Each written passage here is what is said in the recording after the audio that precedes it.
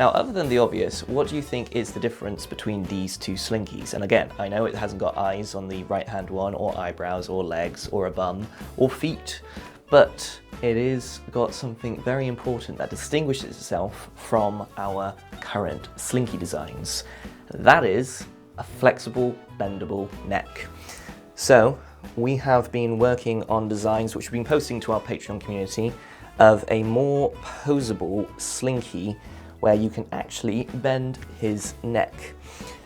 This, of course, means that you've got great control, gives you a lot more movement. If you're doing stop motion, you've got a lot more finesse to gradually pose the Slinky. And it's been something we've been working on for a while.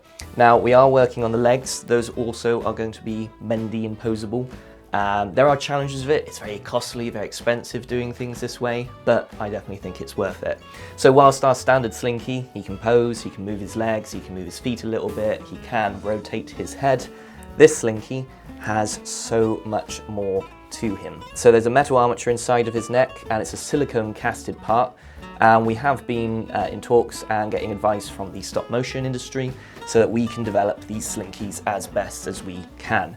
Now, as I mentioned, we are working on the legs currently, and we're at the stage where we're feeling confident in getting the legs done soon. It's just a process of the casted parts, which is the big thing, but also we've been developing the heads to ensure not only are they still swappable, but because of the design of the head and the neck, we can actually not only put this neck in, but then it's got a recess so that the neck slots within the head, so that as you bend and pose in, you don't have a seam line.